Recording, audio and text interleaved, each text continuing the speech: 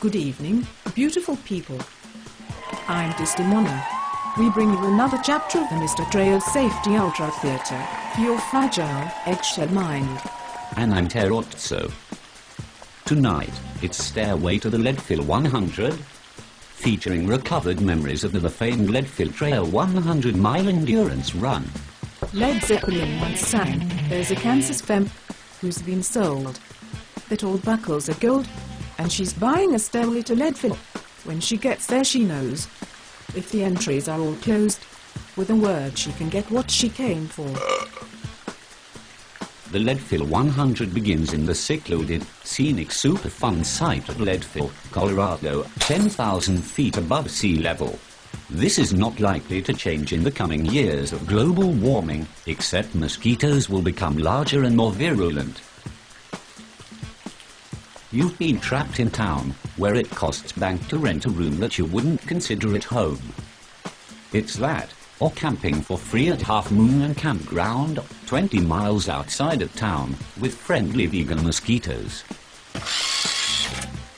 Save money on me there. You never, ever get that hands behind the head blowjob you always go on about. We're staying in town. Right. Let's begin with the pre-race jollities at the stuffy, fuggy high school gymnasium. You'll hear all manners of fabulisms from race management. Why is this angel hair pasty gummy and lukewarm? Is this a sauce or a stain? Your fabulous Leadville day begins at 0400 when the gun goes off and you thunder down the hill, leaving behind the tired delights of a played-out hillbilly town. If all goes well, you won't be pinching a giant loaf in the bushes long before you get to the boat ramp. Then it's another 6 miles of flashlight, nose to butt, to make Ween, 12 miles in. I am double parked. I can't get cell phone reception here. Is this your bottle? Now you'll begin your long crawl out of McQueen. You are now on the outbound approach to Sugarloaf. Believe it or not, the hidden monster of the race is lurking right in front of you.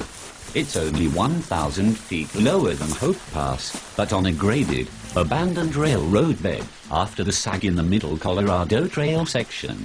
I locked the keys in the car. Again. Summiting Sugarloaf, you'll feel that fine Colorado ozone in your nostrils, and you'll be glad you aren't on the poison-oak luxury of those pussy California trails. No siree. With any luck, you'll dodge a random lightning strike from the gathering thunderheads. You'll hammer down the pole line road to the asphalt. Turn right and make tracks to the fish hatchery. Fish is about 25 miles. You'll reconnect with your resentful crew who are wondering how they got shanghaied into this perversity. After Fish, they might drive 4 miles on gravel to throw things at you before you get to Half Moon and Campground. Remember, this was the free campground you could have stayed at before the race. My rental car is tucked in a ditch. Is it going to rain? Half Moon starts another long slow crawl up to another trail section, which will then deposit you in Twin Lakes. Twin Lakes is a clusterfuck of cars, lost people, and distracted children. You will loop through the firehouse, exit, cross the road to a parking lot, and head across an elk shit wallow to the creek. If it's a wet year, the water will chill your dangly bits. If not, less so. There may be a road to hang on to, but you won't be swanned across in a gay little Western States gondola.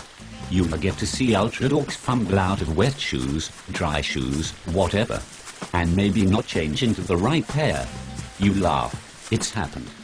As Elmer Fudd said once, "We Max, don't do it." Charge the stream. Make it memorable. You are now on the upward approach to Hope Pass. Oh, climb every mountain. Mind the llama turds. Climb up to Hope Pass, which tops out at 12,500 feet. Wheeze on over, and then begin technical descent down to the Winfield Road. At the bottom, turn right, and choked back dust and gravel spewed by cars driven by other rattle-brained crews, all the way up to the enchanting ghost town of Winfield. Keep an eye out for sheriffs, who are ticketing cars on the Winfield Road. They love you in that way. This is 50 miles. In the words of the RD, all you have to do is to turn around and run back. My recovered memories really kick in. I saw a guy startle his crew with a Smurf blue Gatorade projectile vomit, right there. Another guy decided that he wanted to travel light, and left the spare toilet paper out of his pack. He needed it later, but used a pine cone. That will do. As you stagger up to Hope Pass for the second time, you look out over Twin Lakes and think, I'm almost fucked. Down Hope Pass, and maybe it's still daylight. Probably not. Your flashlights aren't what they promised. Oh, Twin Lakes. I was hit on by shaggy coach troll named Diotizer. He was being waited on by a circling flock of very jealous trail betties. It must have been my balconette half-cup Victoria's Secret brassiere under my Patagucci fleece. The parking lot will be jammed. It's the American way. The trail section to Half Moon is rather dark. You'll see runners shuffling along, 3 up on a dim pen light. It's magic. Lead Zeppelin continues. And ducks crack the bat soon, if we all go for poon. Then a lead pipe will lead us to reason. And a new load and bong, for those who bang gongs. And the 8 tents will echo with laughter. From Half Moon for Fish Hatchery, you are on the lowest portion of the course. Be sure to savor the thick, balmy air at 9,400 feet in its tropical splendor. Keep a lookout for Caucasian prayer flags off the roadside. Fish Hatchery, 75 miles. Remember all the happy faces you saw when this was 25 miles. Not now, buckaroo. Everybody looks tired and ghastly under fluorescent light, which brings out the natural green shades in your skin. Want to drop? Why not? It's a clean shot back into town from here. You'll always remember you failed above grade level. And you sleep on the sofa. I'm going to brunch, so it's Rosie Palmer and her 5 sisters. Take that scenic jog out on the asphalt for a day less than 2 miles. It's pitch black, maybe cold, and possibly raining. Turn left and start your fun 5-mile climb up to the top of Sugar Loaf. As you top off, you'll see McQueen glittering far below. It's further than you think to the Colorado Trail. Turn off. It promises a downhill shot, but sags in the middle like a mattress in a cheap motel. Your joy will turn to rage as you climb up to McQueen after a very long roundabout.